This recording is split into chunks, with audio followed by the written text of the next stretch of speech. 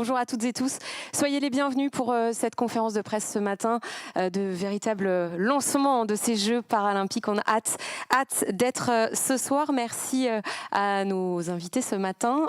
Nantenin Keita qui s'apprête à emmener la délégation française ce soir. Merci d'être là, Nantenin, aux côtés de Marie-Amélie Le Fur, présidente du Comité paralympique et sportif français. Claude Onesta est avec nous ce matin, manager de la haute performance à l'Agence nationale du sport. Et puis Michael Jérémiaz, chef de mission de cette délégation paralympique. Merci à tous les quatre d'être là.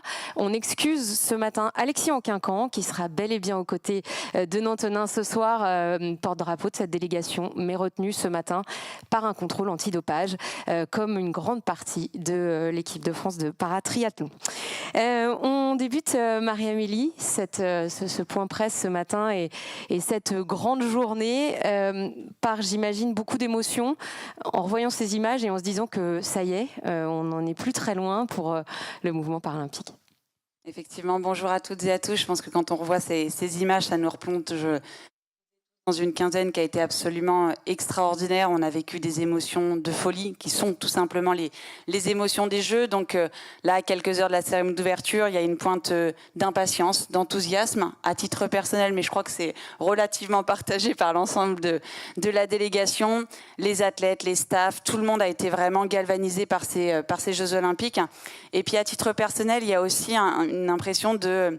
On ne peut pas déjà y être. Ça ne peut pas déjà être notre moment à nous. La candidature, c'était hier. Lima, c'était hier. Voilà. Ce temps, il est passé tellement vite.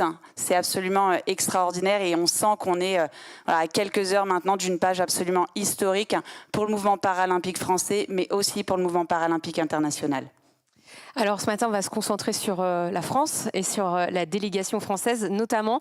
Parlez-nous un petit peu d'elle, le nombre d'athlètes et notamment ces athlètes qui vont découvrir les Jeux.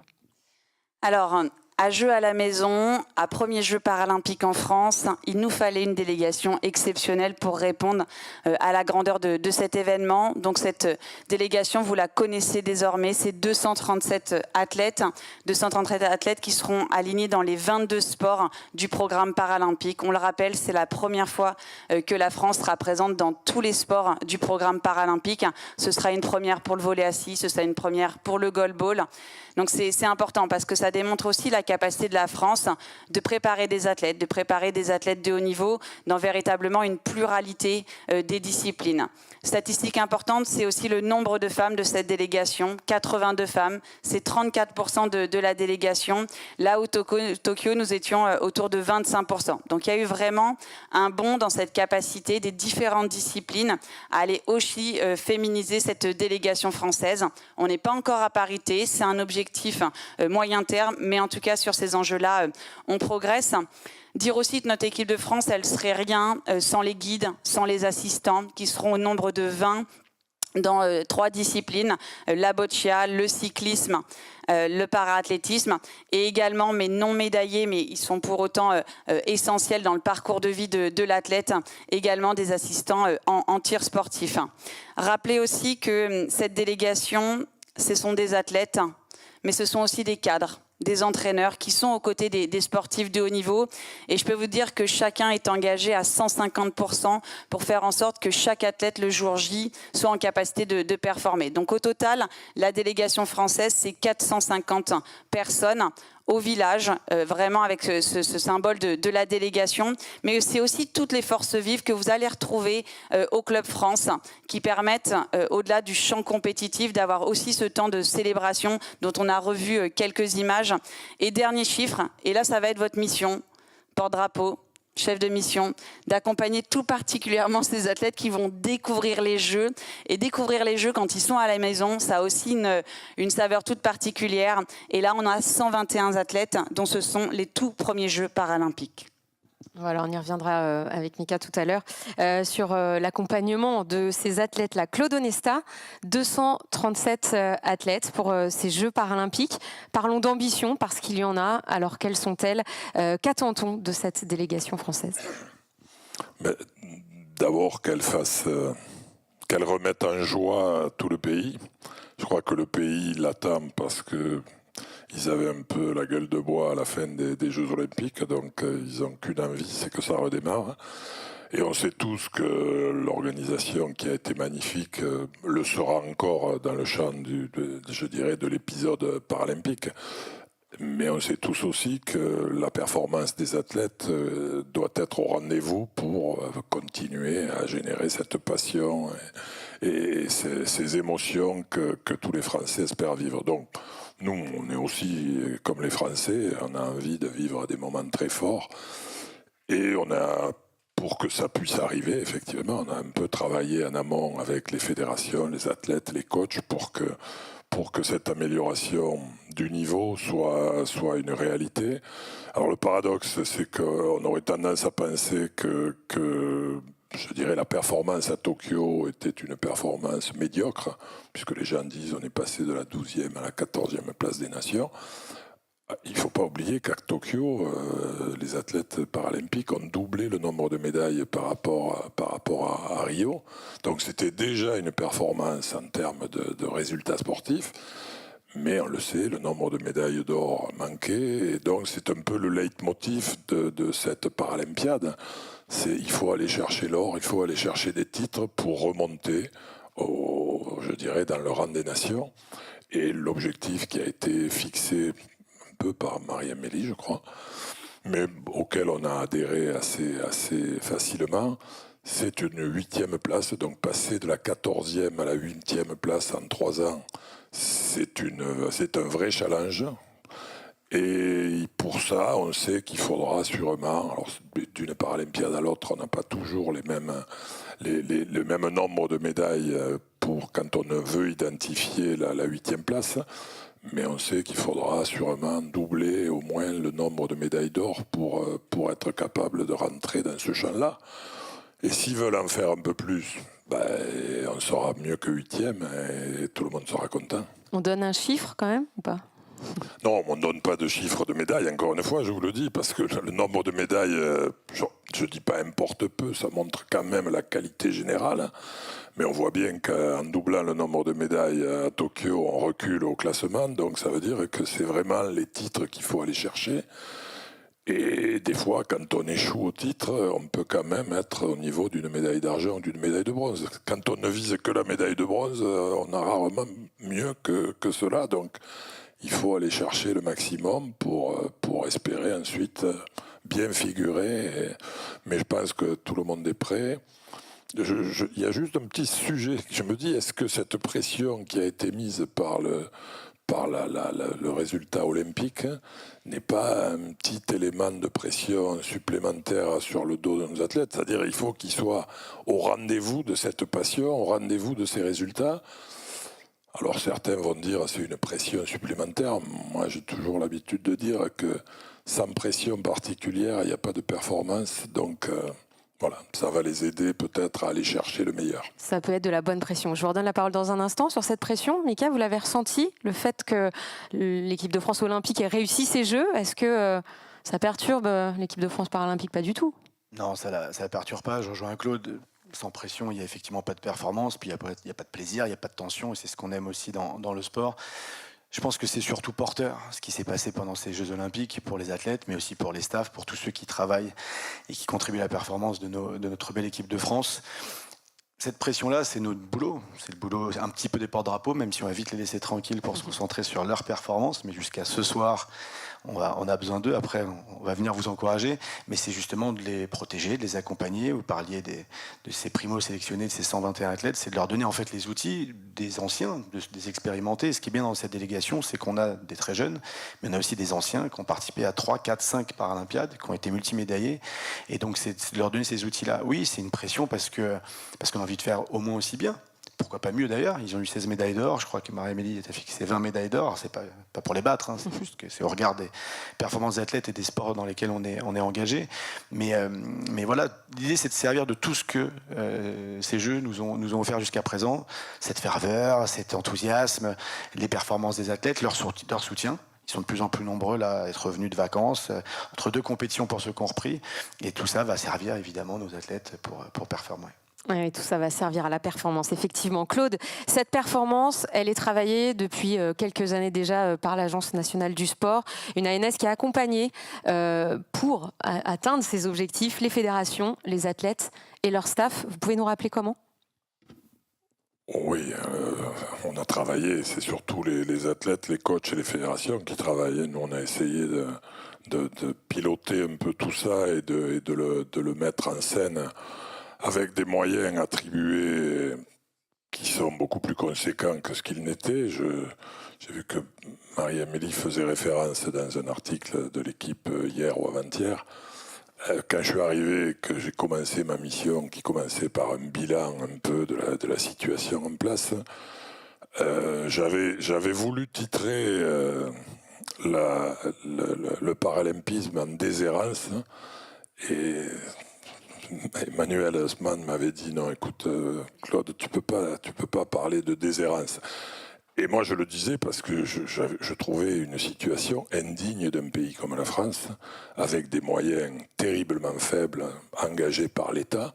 Parce que quand on dit que l'État fait des efforts, il faut savoir mais quand on dit que précédemment, il n'en faisait pas, il faut savoir le dire aussi. Donc, quand on a trouvé cette situation, on a dit comment peut-on faire pour aller plus vite, permettre la structuration. Il faut bien savoir qu'il y a 5 ans encore, la plupart des stages étaient financés difficilement par les fédérations, souvent avec les athlètes qui devaient mettre la main à la poche, mettaient la main à la poche pour payer les déplacements pour les compétitions.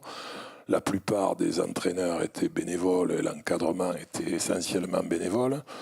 Donc, c'est vrai qu'on a multiplié les moyens et je suis très heureux parce que, encore une fois, il a fallu faire des choix, il a fallu engager ces moyens. Et quand on dit qu'on a multiplié par 4 les moyens, en gros, le soutien pour dans le champ de la haute performance était de 3 millions. À l'époque, il est aujourd'hui de 12. Donc ça veut dire qu'effectivement, on a engagé beaucoup plus de moyens, mais qui ont permis la professionnalisation, une structuration, la possibilité pour les athlètes de se dédier à leur pratique par des dispositifs d'accompagnement socio-professionnel. Donc ça veut dire que on a mis en œuvre dans le champ paralympique tout ce qu'il était déjà dans le champ olympique, plus l'accompagnement spécifique des coachs avec ce qu'on avait déjà dit dans le champ olympique, le plan coach et compagnie. Donc aujourd'hui, nous, il n'y a aucune différence de traitement entre les sports paralympiques et les sports valides. Donc vraiment, on est dans une volonté de structuration, d'accompagnement, et je pense que tout ça participe à une amélioration progressive. Je me rappelle à l'époque, on l'avait évoqué avec Marie-Amélie, j'avais été choqué. On participait à Rio à 25% des épreuves. Je me disais, mais comment peut-on être au rendez-vous d'un classement général s'il y a trois épreuves sur 4 dans lesquelles on n'est pas engagé? Donc, mais tout ça, c'est un long chemin de travail, je dirais, avant même la performance. Donc je pense que ce travail, on l'a fait. Moi, je suis très fier de dire qu'aujourd'hui, la fédération handisport, qui représente une grosse partie des engagés sur les épreuves paralympiques, est aujourd'hui la fédération la plus soutenue, toute fédération confondue, par l'agence sur le projet de performance. Donc voilà, c'est notre meilleur représentant. Et c'est pour ça que tous ces efforts aujourd'hui, on a envie que pendant 15 jours, ils portent ces résultats qui sont tant espérés. Merci beaucoup Claude. On salue Madame la Ministre, Amélie Oudéa-Castéra qui nous rejoint, ministre des Sports, des Jeux Olympiques et des Paralympiques, à qui je donnerai la parole dans quelques instants. On vient d'entendre Marie-Amélie, dans les mots de Claude, cette professionnalisation, cet accompagnement, que ce soit pour les athlètes, pour les fédérations. On rappelle, fédération handisport, mais 13 fédérations olympiques qui ont la délégation paralympique et qui ont des athlètes qui sont engagés. C'est un travail collectif pour arriver à ces résultats dont on parlait il y a quelques instants. Effectivement, c'est un travail collectif, tu le disais Gaëlle, c'est 13 fédérations qui sont engagées. Donc quand bien même effectivement la FFH représente encore 11 sports du programme paralympique, on a aussi en termes de fédérations spécifiques la fédération du sport adapté, on a aussi 11 fédérations homologues qui se sont investies.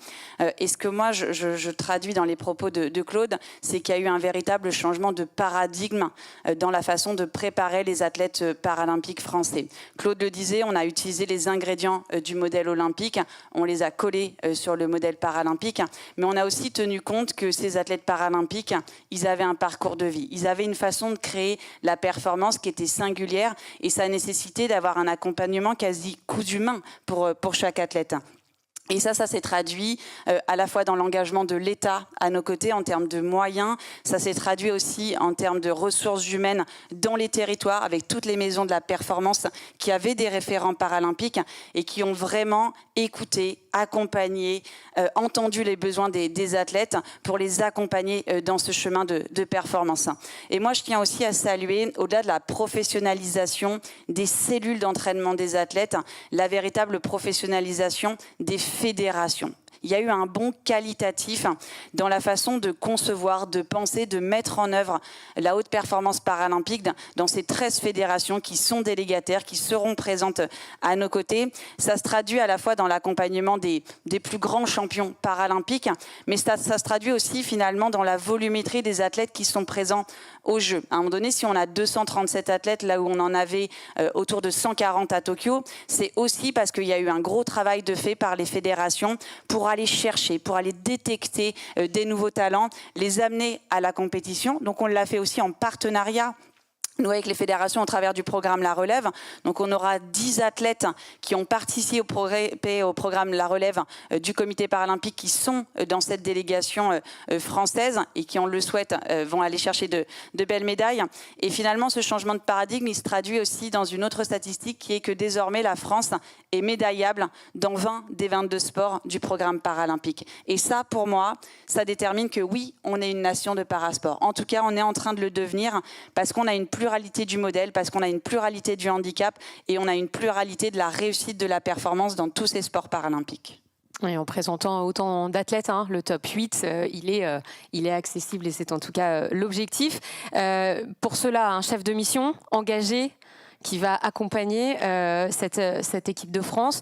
On l'a dit, Mika, déjà, il faut accompagner les primo-olympiens, les primo-paralympiens, ces 121 qui découvrent les Jeux à domicile.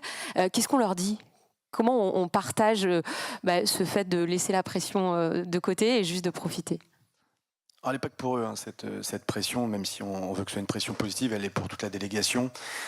En fait, pour moi, des Jeux réussis pour un athlète, soit c'est ceux qui avaient une chance de médaille et il repart avec la médaille, et donc c'est magique parce qu'il a marqué l'histoire, parce qu'il a atteint ses objectifs, soit c'est de vivre tout ce que les Jeux peuvent offrir. On sait que la majorité des athlètes qui viennent aux Jeux n'ont pas de médaille. Il y avait, un peu plus de 500 athlètes olympiques, plus de la moitié n'a pas eu de médaille. Ça ne veut pas dire qu'ils n'ont pas fait des Jeux extraordinaires, ça ne veut pas dire qu'ils n'ont pas fait rêver la France, ça ne veut pas dire qu'ils ne sont pas amusés. Et donc pour moi, c'est important, c'est de garder ça, c'est de s'assurer de ne pas passer à côté de quelque chose d'assez unique, qui est de participer et pour un certain nombre d'entre eux de gagner aux Jeux. Donc en fait, le premier truc, c'est de les écouter. Avant de commencer à faire le vieux daron et de leur dire ça c'est pas bien, tu devrais pas faire ça. Moi de mon temps à la cérémonie on y allait, on se couchait à 2h du mat et puis le lendemain on était frais et on gagnait nos matchs. Non, la réalité c'est que chacun est accompagné et de plus en plus professionnel dans sa cellule justement d'entraînement. Ils sont très très bien encadrés. Il y a 20 ans, c'était pas la même chose et c'est plutôt assez réjouissant de voir qu'ils évoluent dans ces conditions-là. C'est après de les conseiller, mais on n'est pas là pour interdire quoi que ce soit. C'est ceux qui, évidemment, ont une compétition jeudi matin, a priori, ils ne seront pas là à la cérémonie d'ouverture, et notamment ceux qui vont chercher une médaille. Si vous êtes dans un sport dans lequel vous savez pertinemment que vous n'avez aucune chance de médaille, vivez-la à fond, cette cérémonie d'ouverture qui va être exceptionnelle. Donc, c'est vraiment de leur donner ces petits conseils, de les écouter, de créer surtout une dynamique et une bonne ambiance. Et depuis, moi que je suis arrivé au village, quelques-uns étaient arrivés avant, et puis on n'est pas encore tous là, mais on est quand même très nombreux maintenant. il y a une super dynamique, il y a une super ambiance, il y a de l'attente évidemment, il y a de l'envie. Ça fait, tu parlais de Lima, tu parlais de la candidature, ça fait quand même 9 ans hein, qu'on est dans cette aventure-là. C'était hier et en même temps il s'est passé énormément de choses. On n'a jamais eu autant hâte de vivre quelque chose comme ça. Je crois que depuis la naissance de mon enfant, j'ai pas eu un truc comme ça, tu sais, que tu veux absolument faire arriver. Et voilà, et là ça y est, on est à quelques heures d'un moment magique et de 12 jours qui, à mon sens, vont contribuer à changer beaucoup de choses, je l'espère, dans notre pays, et les athlètes en sont conscients. Donc la pression, ouais, mais on saura faire, et ils sauront faire. Nantonin Keita, loin d'être primo-paralympienne, 5e jeu, c'est cette année à Paris avec déjà de l'or glané et d'autres médailles, 4 en tout. On y est, Nantonin, l'attente est forte. Qu'est-ce que vous attendez précisément, vous, de ces quelques jours-là qui démarrent ce soir ? Je pense que, bonjour à toutes et à tous, je pense qu'il y a beaucoup de choses que j'attends qui ont été dites là. Effectivement, j'attends que ces 236 athlètes et ces guides sortent de ces jeux-là sans regret. Pour moi, c'est vraiment ça le plus important, qu'on gagne une médaille, qu'on finisse 4e, 5e, 6e finaliste. Moi, j'aimerais vraiment que chacun se dise à la fin de cette expérience-là, j'ai tout donné, j'ai fait ce que j'avais prévu de faire, j'ai fait ce que j'avais envie de faire, j'ai kiffé comme j'avais envie de kiffer. Ça, c'est vraiment ce que j'attends. J'attends aussi que les Français, les Françaises ressortent de ces jeux, peu importe qu'ils soient volontaires, qu'ils soient encadrants, qu'ils soient, peu importe, qu'ils aient vécu vraiment l'expérience des jeux de façon extraordinaire et qu'ils se disent « je suis fier d'avoir participé et d'avoir, à mon échelle, fait rayonner la France pour ces Jeux paralympiques ». Et puis bien évidemment, voilà, j'espère qu'on va rendre fière notre présidente et finir voilà, dans le top 8 avec plus de 20 médailles d'or au compteur de l'équipe de France. 2 chances pour vous, 100 mètres et 400 mètres. Donc ça peut, hein ? Non ? Oui. Oui. Comme l'a dit Claude Nesta, je pense que chaque sportif qui va participer à ces Jeux vient pour faire la meilleure place possible. Après, il se passe ce qui se passe, mais c'est clair que quand on commence un match, quand on prend le départ d'une course, voilà, on court pour gagner. Après, il se passe ce qui se passe. On a parlé il y a quelques instants, Nantonin, de cet accompagnement renforcé dans la préparation de ces Jeux pour les athlètes, pour les staffs, les encadrements. Qu'est-ce qui a changé dans votre préparation à vous ? Moi, dans la mienne, honnêtement, pas grand-chose, parce que j'avais déjà un staff et un accompagnement par des partenaires qui étaient quand même assez présents. Après, c'est vrai que pour les jeunes, on l'a remarqué notamment sur l'accompagnement du suivi socio-professionnel, sur la professionnalisation sur comment je fais quand je suis sportif de haut niveau, qu'est-ce que je dois mettre en place, quelles sont les règles et quelles sont les habitudes à avoir quand on est sportif de haut niveau, et aussi sur j'arrive, je ne sais pas quoi faire, je ne sais pas où aller, mais aujourd'hui, il y a toujours une personne qui peut répondre à la question qu'on a, et ça, c'est quand même assez important. Et bien entendu, sur l'accompagnement financier, aujourd'hui, les athlètes qui ont besoin d'être appareillés, les athlètes qui ont besoin de partir en stage, qui ont besoin de payer leur staff, ont des facilités pour pouvoir y arriver. Jusqu'ici, on parlait de Londres comme un exemple, l'exemple qu'on citait tout le temps. Demain, ce sera Paris, il y aura un avant, un après ? Oui, alors j'étais en conférence de presse hier ou avant-hier, je ne sais plus, pour l'IPC, et toutes les chaînes et tous les journalistes qui étaient là nous disaient, et me disaient en tout cas, on est sûr et certain qu'il y aura un avant et un après Paris, on est sûr et certain que Paris seront les plus beaux Jeux paralympiques. Alors je ne sais pas s'ils m'ont dit ça parce que j'étais française et qu'ils voulaient que je réponde à leurs questions, mais je ne pense pas. Je pense réellement qu'on a montré qu'on était en capacité de faire changer pas mal de choses sur le mouvement paralympique de manière internationale, et qu'effectivement il y aura un avant et après, que les stades seront pleins, que la performance sera au rendez-vous et que la magie aussi sera au rendez-vous. Alors faire bouger les choses, évidemment, faire avancer les choses plus vite, c'est aussi l'ambition qu'il y a avec ces Jeux. Un petit mot du village, Mika, vous logez dans ce village qui est complètement accessible, parfaitement accessible pour la délégation. Oui, il était déjà pendant les Jeux Olympiques. Après, il y a eu des petits aménagements pour le faire de manière encore plus qualitative, mais il a été conçu et pensé comme ça, ce village, parce que ce n'est pas qu'un village, ça va être des logements qui seront donc accessibles à tous. Et d'ailleurs, c'est assez intéressant parce que c'est le monde dans lequel on a envie de vivre. C'est-à-dire que quand on pense une nouvelle construction, quand on pense rénovation, c'est de se dire, est-ce qu'on l'a pensé pour tous? Et vous parliez, je rebondis juste là-dessus, sur ce que disent les commentateurs nationaux et internationaux sur ces Jeux paralympiques. Oui, je pense qu'effectivement, on a un vrai potentiel d'être la référence internationale en termes d'organisation des Jeux paralympiques. Après, Londres était une référence, pas uniquement pour ce qu'ils ont fait pendant les Jeux paralympiques, mais sur ce qu'il y a eu après. Et c'est un des enjeux fondamentaux, à mon sens.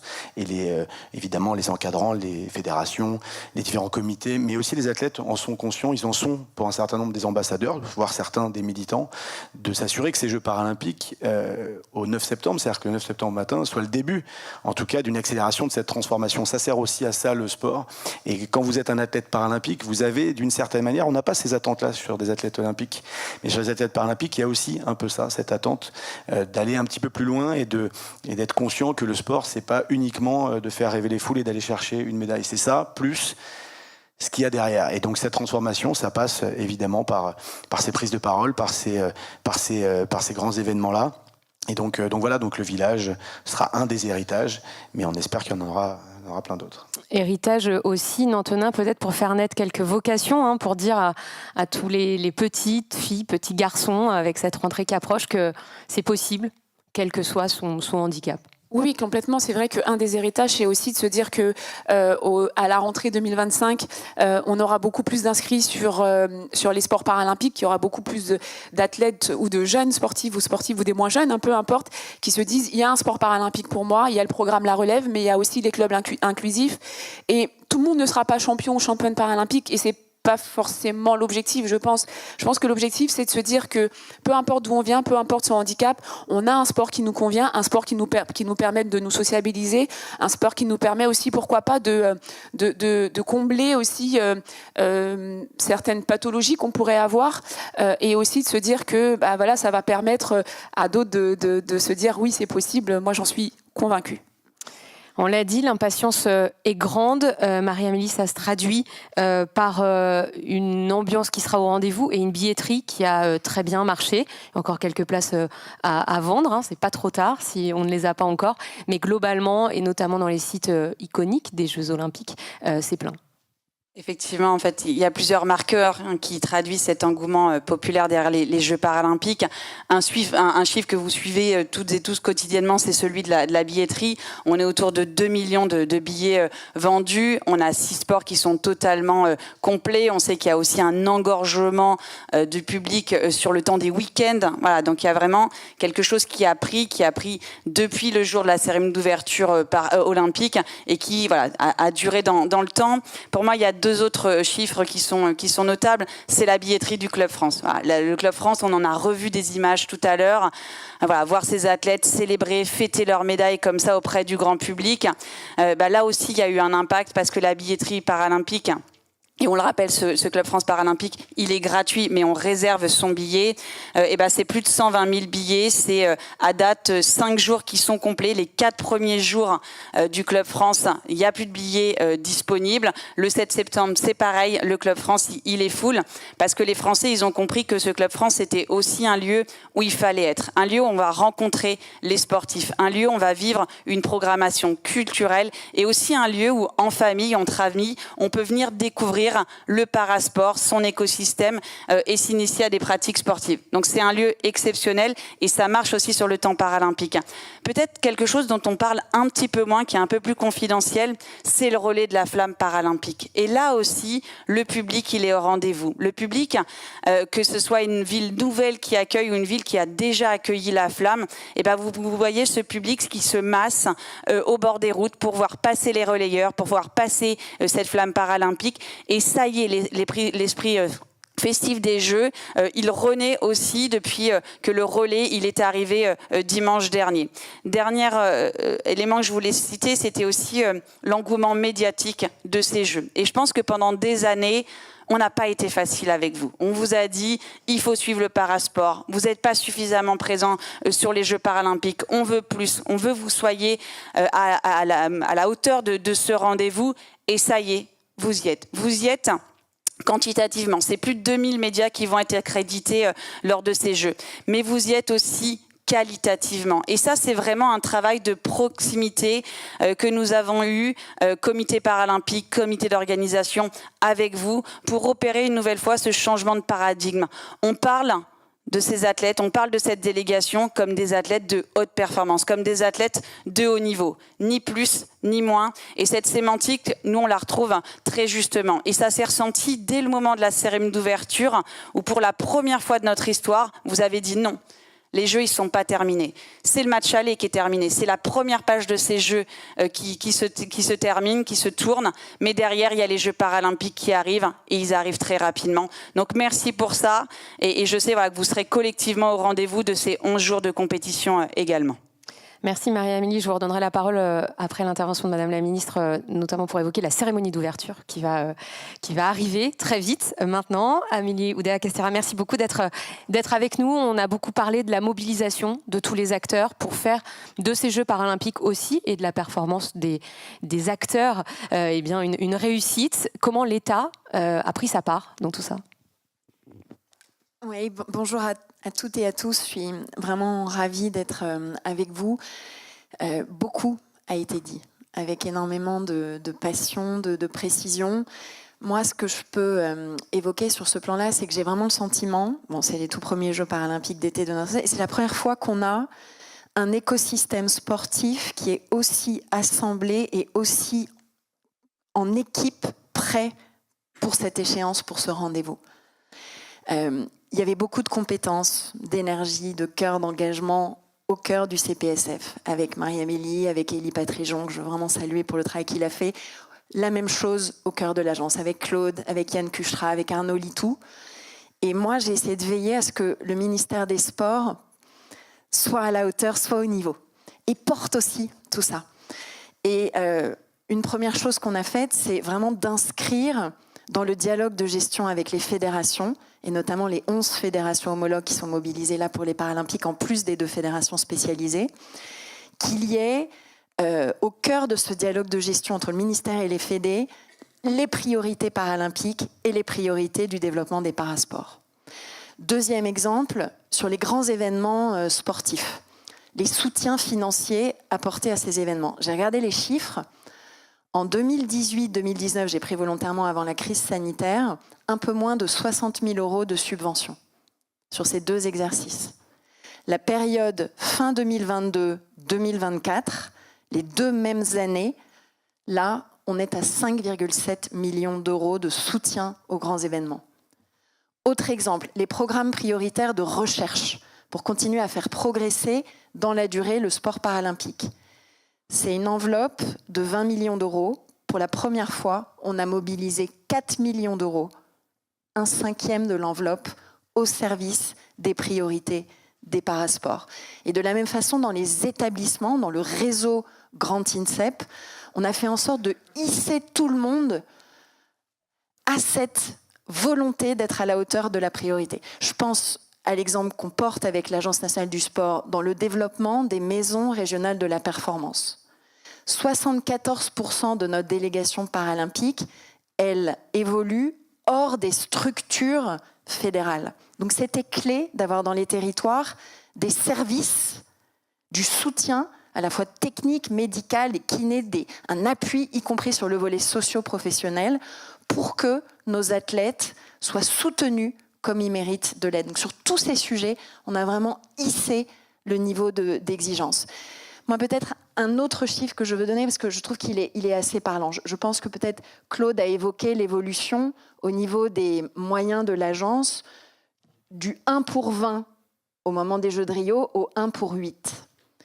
Mais quand je mets bout à bout l'ensemble des soutiens qui sont portés par l'écosystème sportif français, c'est désormais une enveloppe de 50 millions d'euros qui est au service de la haute performance paralympique.